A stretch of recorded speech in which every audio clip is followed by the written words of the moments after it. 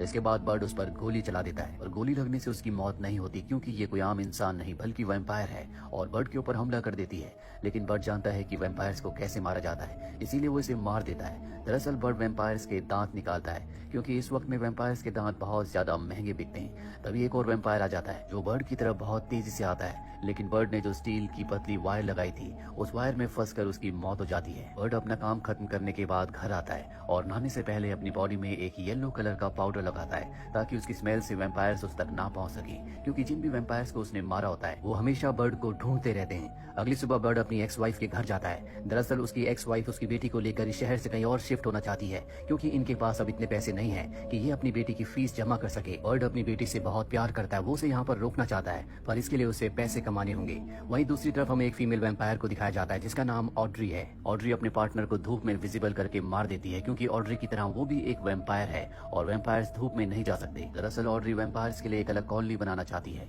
और अब ऑड्री उसी बूढ़ी वैम्पायर के घर जाती है जिसे बर्ड ने मार दिया है। और जब उसे मरा हुआ देखती है तो उसे बहुत गुस्सा आता है। वो अपने साथियों को ऑर्डर देती है कि किसी भी कीमत पर उस इंसान को ढूंढो जिसने इसे मारा है। वहीं बर्ड को दिखाया जाता है जो वैम्पायर्स के दांत बेचने के लिए अपने दोस्त की शॉप में जाता है, पर उसे उतने पैसे नहीं मिलते जितनों की उसे जरूरत है। इसीलिए वो एक यूनियन लीडर के पास जाता है, जिसे बर्ड कहता है कि मैं दोबारा तुम्हारे साथ काम करना चाहता हूँ। दरअसल पहले बर्ड यहाँ पर काम कर चुका है, लेकिन उसने बहुत सारे रूल्स को तोड़ा था, जिस वजह से उसे काम से निकाल दिया। और अब यूनियन का लीडर जिसका नाम जॉन है वो उसे अपने बॉस के पास ले जाता है और एक बार फिर से बर्ड को काम मिल जाता है। दरअसल यहाँ पर जो काम करने वाले लोग हैं उनका काम है कि वो वैम्पायर्स को मारे। बर्ड को यहाँ पर डे शिफ्ट दी जाती है, यानी कि वो दिन में वैम्पायर्स को ढूंढ कर मारेगा। उसे एक पार्टनर भी दिया जाता है और अब ये दोनों के दोनों अपनी गाड़ी से वैम्पायर्स को ढूंढने के लिए उन्हें मारने के लिए निकल पड़ते हैं। पता चलता है कि घर के अंदर दो वैम्पायर्स गए हैं। बर्ड अपने साथ ही अपने पार्टनर से कहता है कि तुम गाड़ी में रहना, और उसे गन देकर वो खुद अंदर वैम्पायर्स का शिकार करने के लिए निकल जाता है। अंदर दो वैम्पायर्स होते हैं जो उसके ऊपर हमला करते हैं। हालांकि बर्ड एक वैम्पायर को मार देता है, पर दूसरा वैम्पायर उसके ऊपर हावी हो जाता है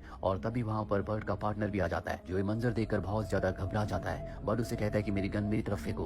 हालांकि वो बहुत घबराया हुआ होता है, लेकिन सही समय पर वो उसकी गन को उसकी तरफ शिफ्ट कर देता है और बर्ड उस वैम्पायर को मार देता है। वही वैम्पायर ऑड्री को दिखाया जाता है जो बर्ड के दोस्त की शॉप में पहुंच जाती है, जहां पर बर्ड ने उसके रिलेटिव के दांतों को बेचा था, यानी कि उस बूढ़ी औरत के दांतों को। ऑड्री उस शॉपकीपर से पूछती है कि मुझे बताओ कि दांत तुम्हें किसने बेचे। अपनी जान बचाने के लिए उसे बर्ड का नाम लेना पड़ता है। वहीं बर्ड के घर के पास एक लड़की शिफ्ट हुई है जिसका सामान उठाने में बर्ड उसकी मदद करता है। इन दोनों की दोस्ती हो जाती है और अब बर्ड जिसने वैम्पायर्स के दांत एक बार फिर से निकाल लिए थे, वो उन्हीं दांतों को बेचने के लिए अपनी दोस्त की शॉप में जाता है। पर वहां जाकर वो देखता है कि उसके दोस्त को वैम्पायर ने मार दिया है। साथ ही वहां पर बर्ड का नाम भी लिखा होता है, जिसका मतलब ये है कि वैम्पायर्स को पता है कि बर्ड ने उनके रिलेटिव्स को मारा था। बर्ड का जो पार्टनर होता है वो कहता है कि हमें यूनियन को ये बात बता देनी चाहिए। बर्ड कहता है कि हम ऐसा नहीं कर सकते, क्योंकि यूनियन को अगर पता चला कि मैंने वैम्पायर्स के दांत पहले बार बेचे थे तो वो मुझे काम से निकाल देंगे, और इस वक्त मुझे काम की पैसों की बहुत जरूरत है, इसीलिए बात हम यूनियन को नहीं बता सकते। बर्ड का पार्टनर उसकी बात मान जाता है और अगले दिन बर्ड अपने पार्टनर के साथ एक वैली में जाता है, क्योंकि इन्हें पता चला होता है कि यहाँ पर बहुत सारे वैम्पायर्स हैं। यहाँ पर पहले से दो वैम्पायर हंटर होते हैं, ये भी यहाँ पर वैम्पायर्स को मारने के लिए आए हैं। बर्ड उनसे कहता है कि यहाँ के वैम्पायर्स हमारा शिकार है, तुम यहाँ से चले जाओ। वो कहते हैं क्यों ना हम सब मिलकर वैम्पायर्स को मारे और उनके दांतों से जितने भी पैसे मिलेंगे वो हम आपस में बांट लेंगे।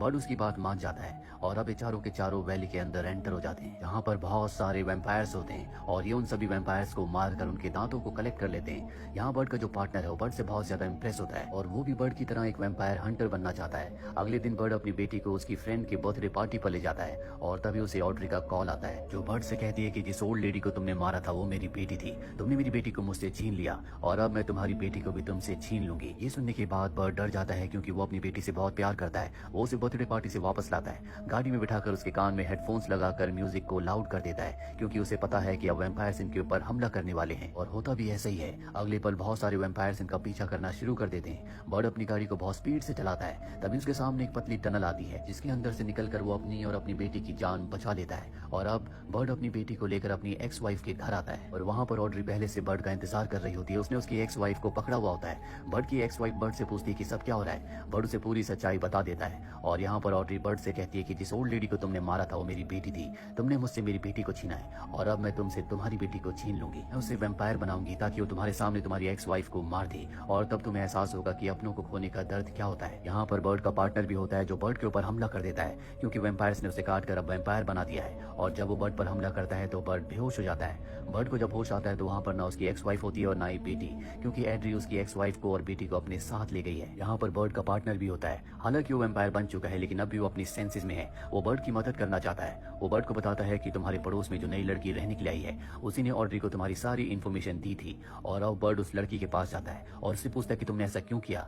वो बताती है कि ऑड्री ने मुझे जबरदस्ती वैम्पायर बना दिया था, मैं उसकी गुलाम थी और अब मैं तुम्हारे साथ मिलकर ऑड्री से बदला लेना चाहती हूँ। अभी तीनों की तीनों उस जगह पहुंच जाते हैं जहाँ पर ऑड्री के बहुत सारे वैम्पायर्स हैं। ये उन सभी वैम्पायर्स पर हमला कर देते हैं, लेकिन इनकी तादाद बहुत ज्यादा होती है। पर तभी यहाँ पर बर्ड का साथी जो उसके साथ ही काम करता है, जिसका नाम जॉन है, वो अपनी मशीन गन लेकर आ जाता है और ये उन सब वैम्पायर्स को मार देते हैं। बर्ड की जो नेबर है वो उसे एक टनल का रास्ता बताती है और कहती है कि वहाँ पर बहुत सारे वैम्पायर्स छुप कर रहते हैं। ऑड्री, तुम्हारी बेटी और तुम्हारी एक्स वाइफ भी तुम्हें वहीं पर मिलेगी। और अब बर्ड अपने साथी जॉन के साथ अंदर चला जाता है, जहाँ पर वो सभी वैम्पायर्स को मारना शुरू कर देता है। गोलियों की आवाज से ऑड्री को पता चल जाता है कि बर्ड अपने साथी जॉन के साथ यहाँ पर पहुंच चुका है, इसीलिए वो अपने वैम्पायर्स को ऑर्डर देती है कि इन दोनों को मार दिया जाए। बर्ड और उसका साथी जॉन जब वैम्पायर्स का सामना कर रहे होते हैं तभी एक वैम्पायर जॉन के ऊपर हमला करके उसे काट देता है, यानी कि अब वो भी वैम्पायर बनने वाला है। इसीलिए वो बर्ड से कहता है कि अब यहाँ से तुम्हें अकेले आगे बढ़ना होगा। हालांकि बर्ड उसे छोड़कर नहीं जाना चाहता, और जॉन बर्ड से कहता है कि हम दोनों एक साथ यहाँ से आगे नहीं बढ़ सकते, तुम्हें अकेले आगे बढ़ना होगा, मैं वैम्पायर्स को यहाँ पर रोकता हूँ। बर्ड को जॉन की बात माननी पड़ती है और जब बर्ड आगे बढ़ जाता है तो जॉन वहाँ पर वैम्पायर्स को मारना शुरू कर देता है, पर जल्दी उसकी गोलियां खत्म हो जाती है।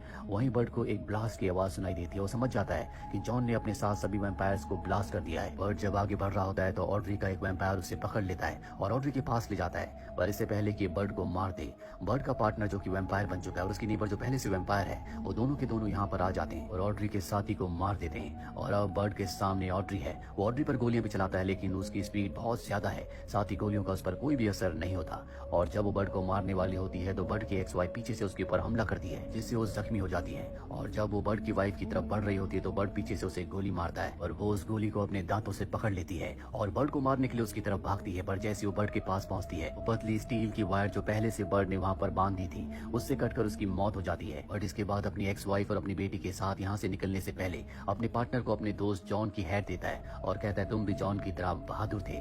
दरअसल उसका पार्टनर हमेशा से बहादुर बनना चाहता था।